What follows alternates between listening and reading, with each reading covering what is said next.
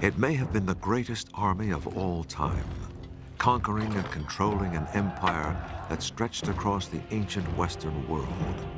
It was ruthless, disciplined, and feared by all, not just by its enemies, who died in their millions, but by its own emperors, who often paid the price of the army's wrath. And yet, these soldiers were builders as well as destroyers, helping to spread a culture that became the bedrock of Western civilization. What was it that made this army so dominant? How was it able to rule and reshape the classical world? And why did it eventually fall? This is the story of the Roman war machine.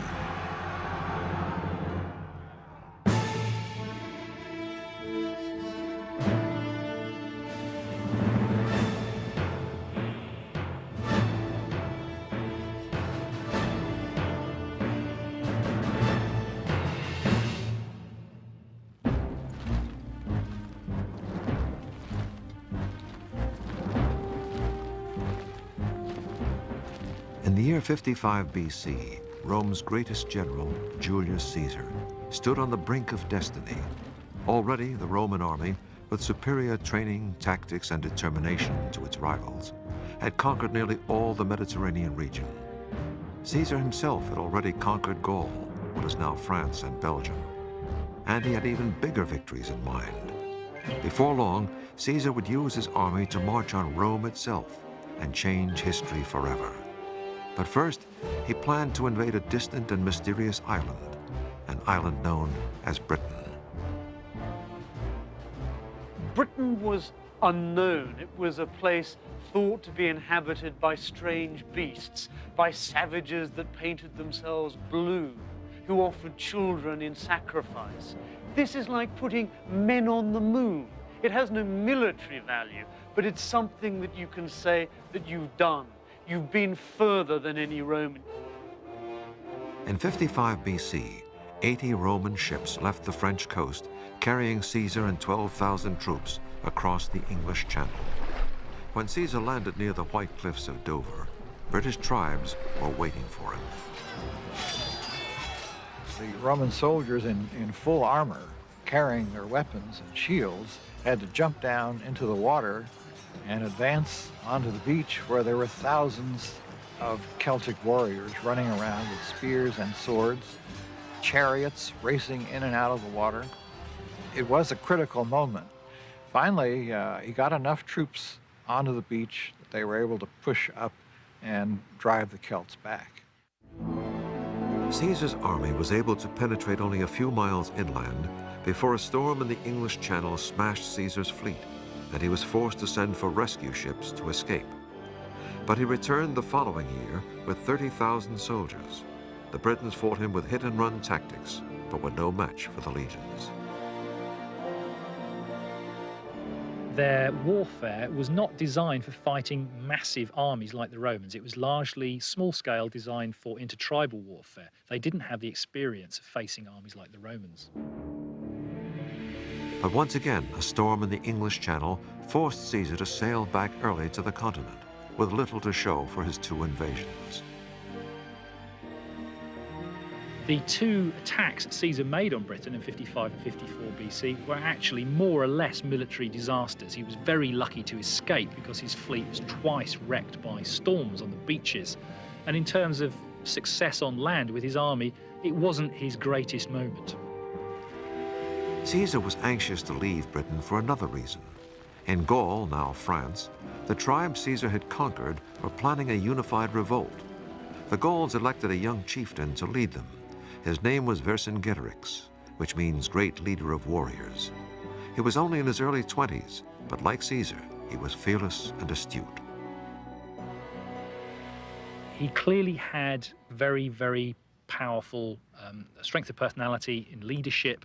He, simply because of the discipline he was able to enforce on that very disparate Gaulish army, he managed to achieve some quite remarkable feats with it, just in terms of bringing it together, moving it around, and giving Caesar a very hard time.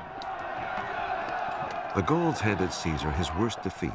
In a battle for the fortified town of Gergovia in central France, Caesar's army was driven back, losing 750 men.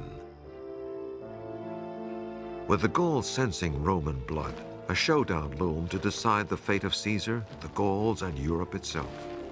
Vercingetorix led his army of 80,000 men to the hilltop town of Alesia in Burgundy, which rises 1,500 feet above the plain. This was a tragic mistake.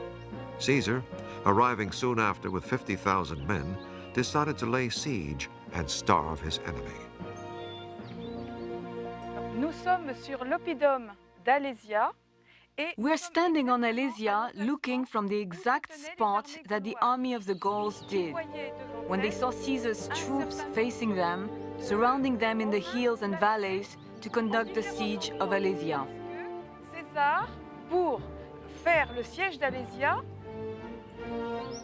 To prevent the Gauls from escaping, Caesar began building an incredible ring of fortifications around the plateau, just like this modern reconstruction in France. His army built a circle of barricades and towers, 11 miles in circumference, in just a few weeks. Oui, c'est quelque chose de tout à fait spectaculaire et César lui-même a été extrêmement... This is really spectacular, and Caesar himself was extremely proud. He gave a detailed account of it in his writings. It was truly a great feat, 50 years before Christ, to conceive all this. There were towers every 20 yards or so, serving as watchtowers and also platforms for artillery, especially catapults, which Caesar made great use of throughout the Gallic Wars. There was more to the fortifications than just the barricades and towers. Immediately in front, Caesar built 2 deep ditches and filled one of them with water. avait été rempli d'eau. Caesar had rivers diverted to completely fill one of these ditches. So, as we can see, it would have been a very effective obstacle against the Gallic cavalry. On the rampart, between the ditch and the fence, was something that was easy to make but also very effective. Branches with sharpened points, which play the same role as barbed wire does today. In front of the ramparts were more lines of sharpened stakes, visible above the ground. But below the ground was something far deadlier, camouflage stakes to impale onrushing enemies. C'est extrêmement simple et très efficace. It's very simple and very efficient. They dug a pit about 3 feet deep. They drove a stake into the pit with a sharp point hardened by fire. Then they covered it with branches. Caesar described this process in detail, and we found perfect examples of it in recent excavations. All this held up tremendously the advance of the Gallic forces, while from the towers in front, the Romans were firing projectiles down onto the Gauls. The whole system was extremely effective. But no sooner had Caesar's troops built this great circle of fortifications than Caesar heard that another Gallic army was approaching to try to break the siege. The Romans had to build a second ring of fortifications around the outside of the first one to protect against the second enemy. Caesar's men camped between the 2 rings. They completed their siege works just in time. The Gallic reinforcements soon arrived and attacked the outer ring of defenses. Et on dit que César a dû intervenir lui-même. Caesar wrote that he had to lead the defense himself. He could be recognized by his striking red cape. He came from his camp to galvanize his regiments. When Caesar tells us something like this, it means he had a huge problem on his hands. For 2 days, Caesar directed a fierce defense on 2 fronts against armies outside and inside.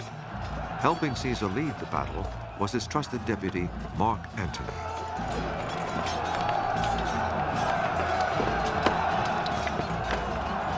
Gradually, the Romans got the upper hand, and the Gallic relief army started to panic and disperse. It just disintegrated in panic and ran, and his cavalry chased them into the woods. And of course, Vercingetorix was still trapped on the plateau in the stronghold. Vercingetorix and his men had no food left, and there were reports of cannibalism. Vercingetorix sent word of his surrender to Caesar, then rode out to appear before him and sat at Caesar's feet. He was led away and sent to Rome as a prisoner, where 6 years later, during Caesar's victory celebration, he was ritually strangled.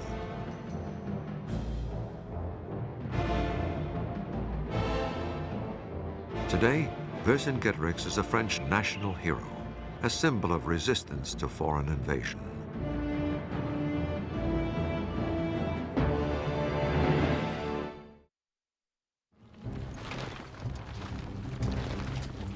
By 50 BC, Caesar's campaigns in Western Europe had lasted 9 years, leaving Caesar wealthy and in charge of a dedicated, battle-hardened army. His next great target would be none other than Rome itself, and his former partner in the ruling triumvirate, the general Pompey the Great, would be his enemy.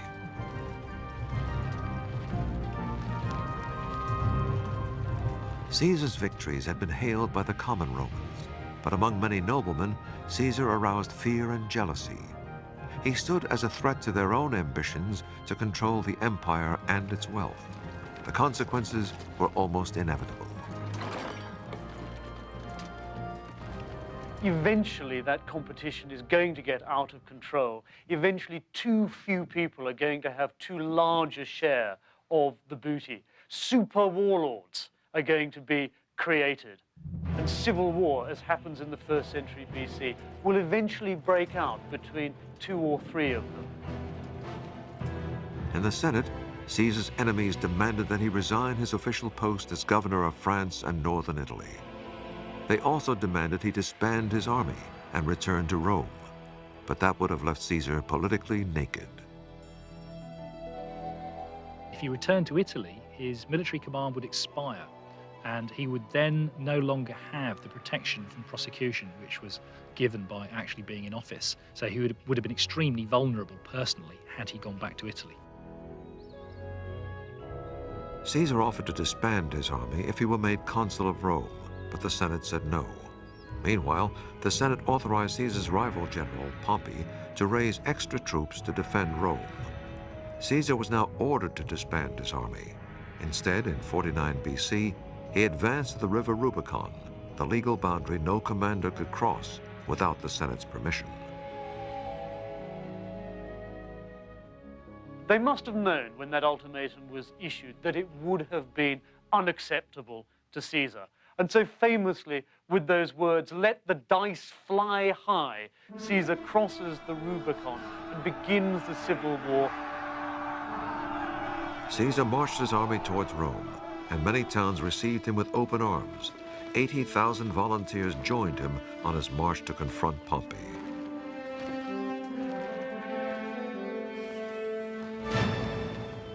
By the time Caesar reached Rome, Pompey's army and his supporters in the Senate had fled for the Balkans to give themselves time to regroup. That left the capital and the treasury as virtual gifts for Caesar. But the civil war was only just beginning. Pompey had other legions in France and Spain, and Caesar quickly headed west to fight them.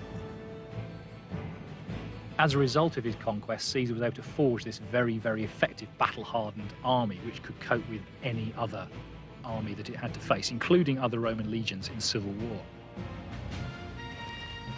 In Spain and France, there was little fighting. Caesar easily outmaneuvered his opponents, and many of them switched and joined his side. Every Roman town in the provinces was also a potential target, and any town that opposed Caesar came to regret it. High above the suburbs of Marseille in southern France sits the ancient village of La Cloche, which helped supply Pompey's army. So Caesar ordered the town destroyed. A detachment of Caesar's troops marched up this mountain road in 49 BC. Ici, nous sommes sur la voie d'entrée, la voie qui vient de là-bas, qui va... Here we are on the entrance road, which leads up to where the town gate stood. Along here, we found several piles of slingshot stones ready to be used in defense. They were apparently the only weapon the villagers had. La Cloche was home to less than 1,000 people, no match for determined Roman soldiers. Nous sommes dans ce qu'on appelle une poterne, c'est-à-dire une Where porte I'm standing here was a doorway in the rampart, the protective wall. The rampart is here il est là. and here. Quand ils ont dû voir When the arriver villagers les looked machines out de and la saw the guerre Romans coming sur up the le access chemin road, they must have been terrified. qui passent au-dessous, ils ont dû être un peu affolés et They quickly ils ont tried dit to que fill up the doorways with anything they had handy, avec stones n'importe quel and matériau, mud des bricks. pierres, des briques, là vous voyez cette argile. But the villagers' efforts were futile, and for having supported Caesar's rivals, many villages were sold into slavery, and the town of La Cloche was destroyed. Ils ont rasé tout ce qu'il y avait au-dessus pour They combler leveled la all the citerne, buildings pour and used the éviter stones que to les fill gens up the water well so no survivants one could live here reviennent again. habiter le site. Pendant, The 500 site ans, was completely après, forgotten about for the next 500 years. It wasn't until the 5th century AD that the site was partially inhabited again, probably by shepherds. Par des bergers. After his easy victories in the west, Caesar returned to Rome, but the decisive battles were still ahead of him. He knew he had to defeat Pompey head-on to win control of the Roman state, and he led his army east towards the Balkans, where legion would meet legion. Roman civil wars were often exceedingly bloody affairs because both sides were using the same tactics against the other, so casualties could often be pretty massive. And of course, as in any civil war, the psychological stresses of that must have been very difficult for the troops. Because all legions had the same strict training, Roman civil wars were usually decided by generalship, and here Caesar had the advantage. Pompey was aging, he was not as decisive. Caesar moved his troops more quickly and was also quite good at deceiving his enemies as to his intentions. After a first indecisive battle, the two Roman armies clashed in 48 BC at Pharsalus, north of Athens. Caesar correctly guessed Pompey's tactics, got the better of the battle, and forced Pompey's army to surrender. I think Caesar wins the civil war for two reasons. Firstly, because his side is more unified than the opposition under Pompey. The second reason people don't like to talk about, but I think it's important, we have to admit that Caesar, throughout the campaigns against Pompey, had a series of pieces of good luck. Pharsalus was a piece of good luck, picking Pompey's tactics and strengthening that wing of his army to respond to them. It could have gone differently. Pompey himself escaped to Egypt, but his former ally, the young pharaoh Ptolemy, had him killed on arrival. Pompey's head was presented to Caesar, who arrived 3 days later. Caesar reportedly wept, but realized through his tears that he was now the indisputable master of Rome. He came to an Egypt that was itself immersed in a power struggle. Young Ptolemy was fighting for the pharaoh's throne with his sister, 21-year-old Cleopatra. She set out to win Caesar's help in her battle and introduced herself in dramatic fashion, smuggling herself into Caesar's presence in a rolled-up carpet, then suddenly revealing herself to him. She was said to have a seductive voice and a kind of vitality and vivacity that was extremely attractive. Her seduction worked. Caesar used his army to help install Cleopatra as sole ruler of Egypt under Rome's control. And then he spent several months sailing with Cleopatra on a barge up the Nile. He claimed he was safeguarding Rome's interests.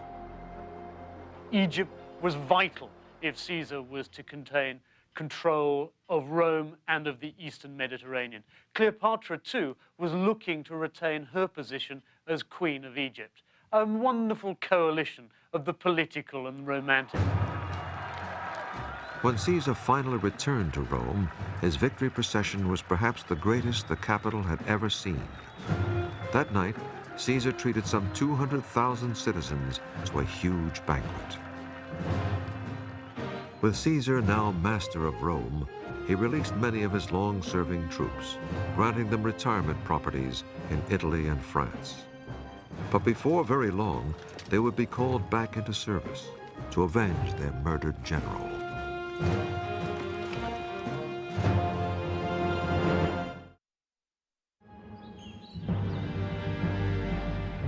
In 46 BC, Caesar's power was so undeniable that he had the Senate name him dictator for 10 years, and later dictator for life.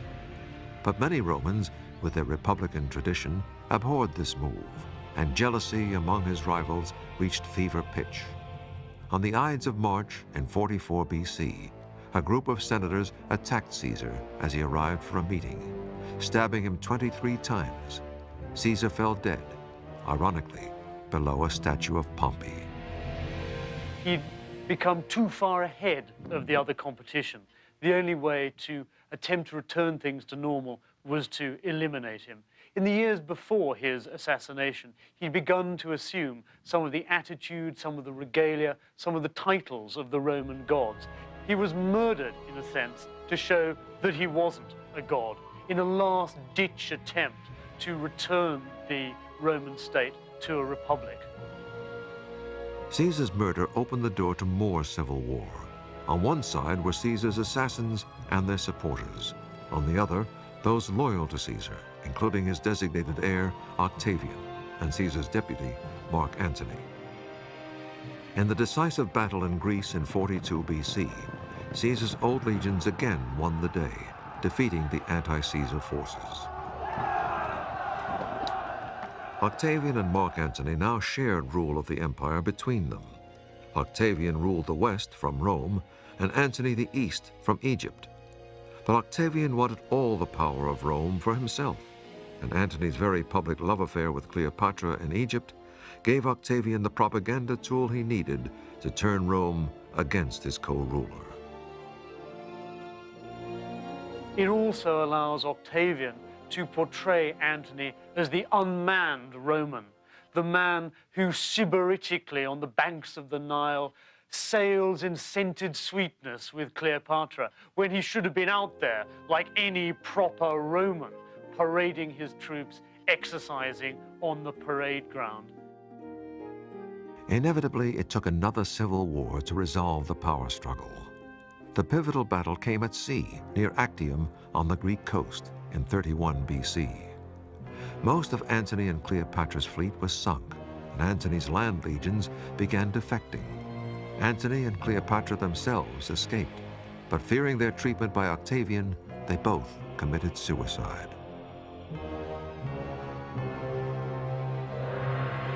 Octavian was now the sole leader of the Roman world and became the first Roman emperor. He took the name Augustus, meaning the revered one, and also used his adopted name Caesar. Many future emperors would also adopt the name Caesar, as would other leaders throughout history. The Russian title Tsar is derived from the word Caesar, and so is the German title of Kaiser.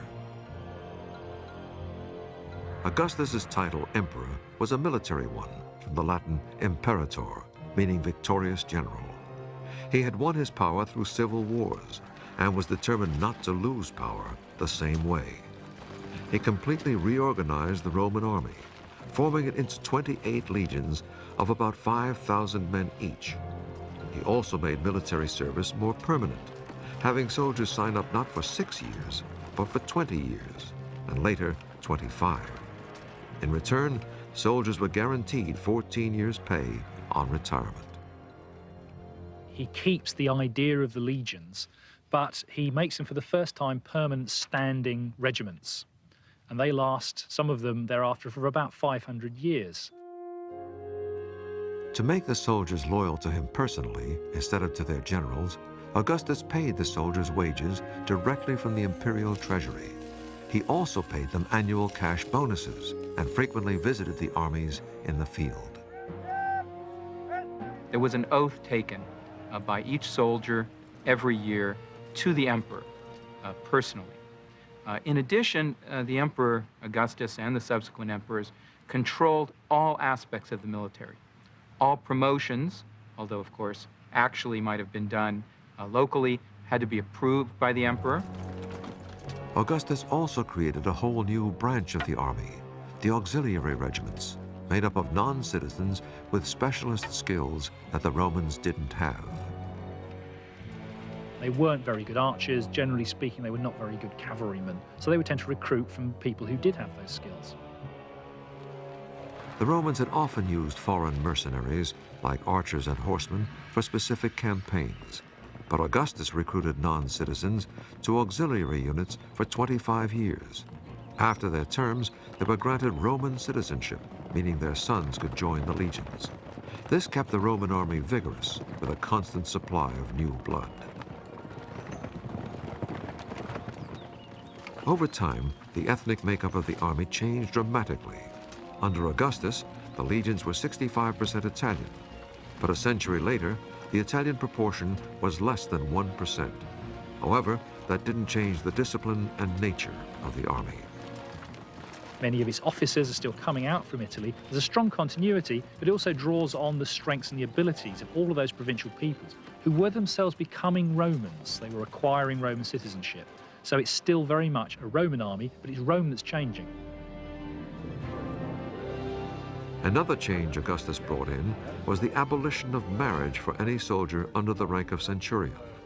Soldiers, he reasoned, were more efficient if they were wedded to discipline rather than wives. There's a brutal side to this. Augustus is making sure, by disconnecting his armies with the local population, that those armies will be prepared to put those people to the sword if that's necessary. But in reality, this rule didn't work. Many soldiers kept common law wives and children in nearby towns, which was tolerated because the sons made good recruits. Sometimes on the frontiers, families lived inside the forts, as evidence is shown at Vindolanda Fort in northern England. You've got the women folk, the married soldiers. Some of them are certainly living inside the barrack buildings. I mean, in the early barrack building we looked at, there was quite a lot of women's footwear, babies' footwear, and so on. And it would appear that, as in later armies, a number of rooms in the barrack buildings were allocated to married soldiers. Augustus kept his legions busy, gradually expanding the empire. But expansion could exact a heavy price, as Augustus found when he tried to conquer Germany. The Romans had built 50 forts along the Rhine, including one reconstructed here at Xanten in Germany, as bases for their campaign. By around 7 AD, the Romans controlled Germany right up to the Elbe River, and Augustus put a man, better known as an administrator than a general, in charge of Roman operations in Germany. He was Quinctilius Varus, the husband of Augustus's grandniece, and he was given command of the 5 legions in Germany. But German tribes were planning a revolt. The leader of the Germans was Arminius, who once fought with the Romans as an auxiliary and knew their tactics. The Romans still trusted him as an ally, which made him the perfect person to set a trap. In 9 AD, he persuaded Varus to lead his army into this forest in northern Germany on the pretext of quelling a local uprising. The other side put on a very convincing story, you know. They said, look, there's trouble going on. I think you should intervene, and this is the best route to go.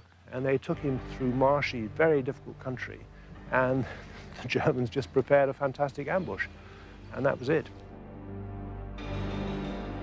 Varus, disregarding warnings of a plot, led 3 entire legions plus their camp followers, some 30,000 people, into the Teutoburg forest. Most of them would never come out.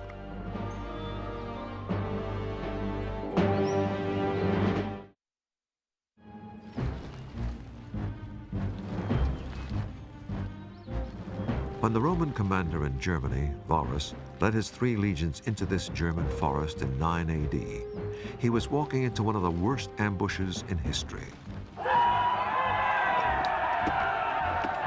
It began to rain, and they were making their way between the mountain on one side and the marsh to the other side. And then came the initial German attack, which was launched by spears from some distance at first, which killed quite a few of the Romans and put them into confusion. The German warrior Arminius had caught the legions at their most vulnerable, hemmed in unable to use the tactics and discipline that made them so powerful on open fields. Imagine the scene in this forest 2,000 years ago with the Romans trapped here in the pouring rain, the pandemonium, the wagons overturning, the cavalry horses stampeding, the Roman women and children crying and shrieking as they died. The battle raged for 3 days, and the Romans were annihilated. Of the 30,000, only a few hundred escaped. Varus himself committed suicide along with his top officers rather than fall into the German hands, and probably with good reason, because the Germans, in fact, treated the captured Romans in a very barbaric fashion, burned them alive, and so forth.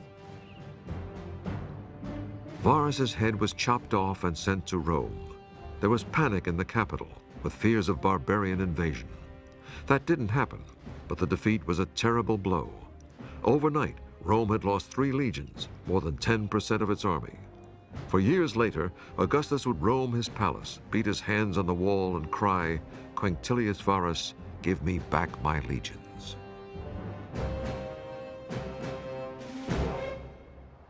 The exact battle site was then lost to history until 1987, when an archaeologist, using a metal detector like this one, found dozens of buried Roman coins here. None of the coins was dated later than 9 AD, meaning they were almost certainly carried by Varus's legions. Also uncovered were medical instruments that fell idle during the massacre in the forest, and a cavalry mask that bore silent witness to the slaughter 2,000 years ago. Rome's expansion plans east of the Rhine were put on hold. In fact, when Augustus was dying in 14 AD, he urged his successors not to try expanding the empire any further. But the Romans had become too fond of conquest to heed that advice. One of the next major targets was Britain. Julius Caesar had made 2 brief invasions there a century earlier without much success. But in 43 AD, the Roman army invaded in earnest. The emperor, Claudius, was a civilian intellectual who needed a military conquest to win credibility with his soldiers. Claudius, as emperor, sets about achieving a military reputation. And that is what drives his invasion of Britain. And he travels from Rome to southeast England in order to be present at the moment of victory. 4 Roman legions plus auxiliaries, about 40,000 troops, landed in southeast England and quickly gained control of southern Britain. Like Caesar before them, this Roman army met a British enemy that had none of the discipline or tactics of the Roman legions. They're men who like to show off the size of their biceps and drink a lot and get into fights personally, but it's about individual combat. It's not about the strategic or tactical control of units across the battlefield. Most Britons didn't live in cities like the Romans. In fact, the word civilized means city dweller. Typically, Britons lived in farming villages, like this recreation in southern England. Some, for protection, lived in hill forts like Maiden Castle, also in southern England. Carved from a natural hillside, Maiden Castle has ramparts 1.5 miles in circumference, built around 500 BC. They were, as much as anything, concerned not only to defend themselves against their enemies, but to impress those other communities and indeed themselves with their own power. But their power did not impress the Roman army very much. In 43 AD, a Roman regiment stormed villages and hill forts, including Maiden Castle. Against the might of the Romans, the British defenders had little more than slingshots. Earthworks like this would not really have been a problem for the Romans. They would have been able to attack and break into an enclosure like this, probably, I would imagine, within no more than a day or so, using artillery burning the gates. A possible remnant of the Roman victory was found during excavation at Maiden Castle, an arrowhead from Roman artillery, still embedded in a British spine.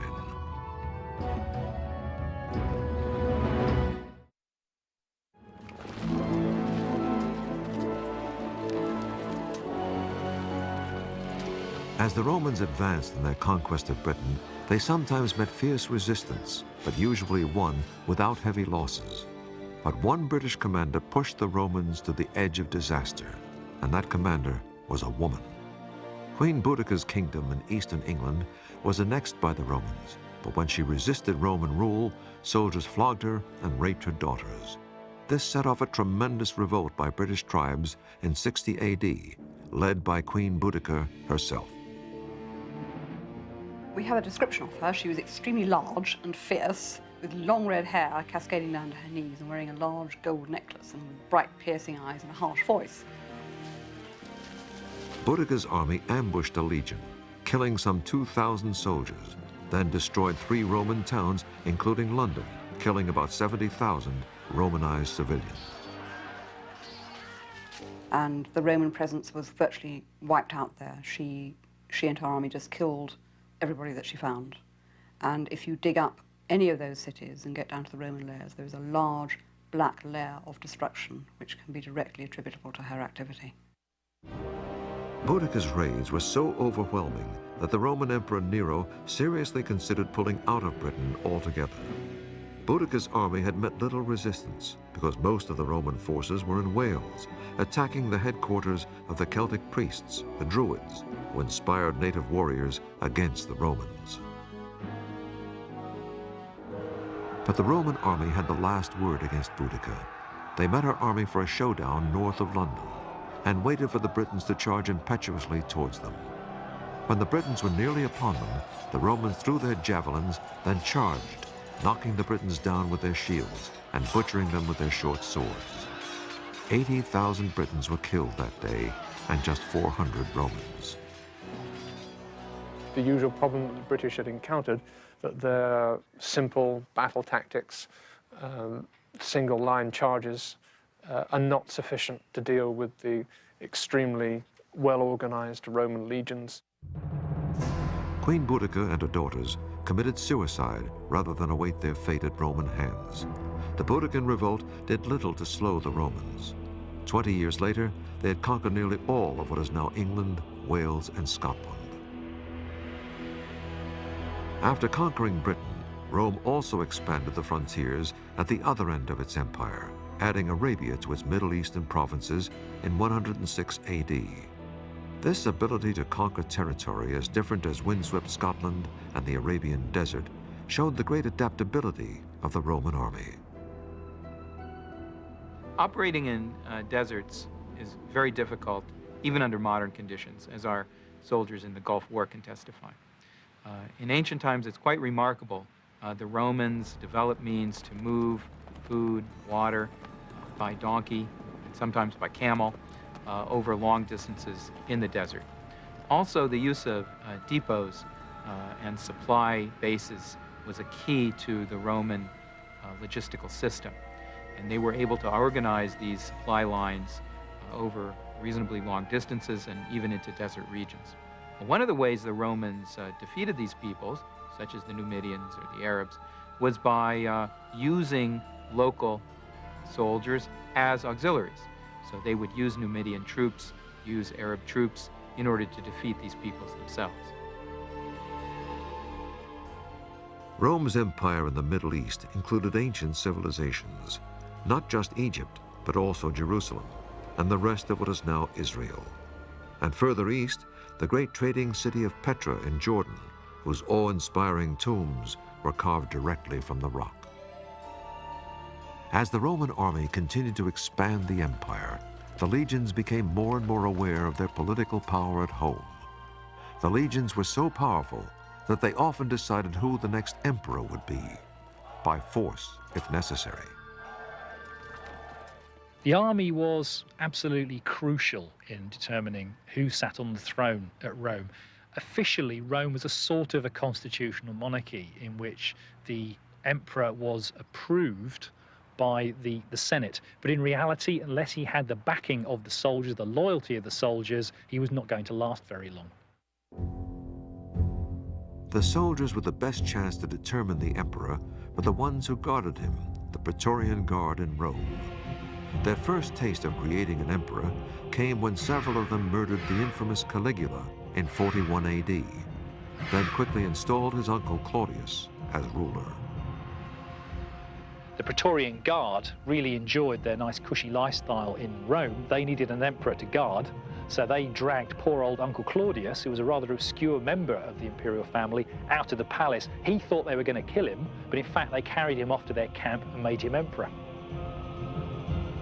Legions stationed far from Rome also had huge political power. After the suicide of the Emperor Nero in 68 AD, legions throughout the empire literally fought each other to install their favorite commander in the top job.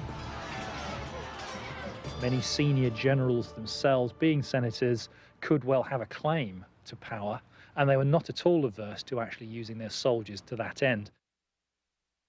We tend to think of emperors lying sybaritically on couches in the middle of Rome, but actually most of them have fought and fought hard with armies on the frontiers. Being associated with an army, having military experience, is key to anyone who wishes to be a successful emperor. Any emperor who ignored his relationship with the army did so at his peril. And this was, I reckon, the biggest mistake by Nero, for example. Things were going so well for the most part under Nero's reign. He could have a good time, and he neglected to go to the legions. Had he but realized it, if he'd gone to the legions, first of all, they would have all stayed loyal, but secondly, he would have realized how loyal they were. As it was, when one or two started rebelling, he threw in the towel straight away. It was totally unnecessary. Emperors were firm believers that when it came to the army, loyalty could be bought. Augustus paid soldiers annual bonuses from his own pocket, and Claudius granted the Praetorian Guards 5 years' pay to keep them happy. In the 2nd century, the Emperor Marcus Aurelius reportedly so depleted the treasury by bribing the guards that he had to auction off the palace valuables and his wife's clothes. The greed of the Praetorian Guards reached a peak in 193 AD, when they murdered the Emperor Pertinax, then held a public auction between 2 noblemen to see who would bid the highest for the crown. The winner, Didius Julianus, offered them 5 years' pay, but it turned out to be a bad deal. A few months later, disgruntled frontier legions murdered him.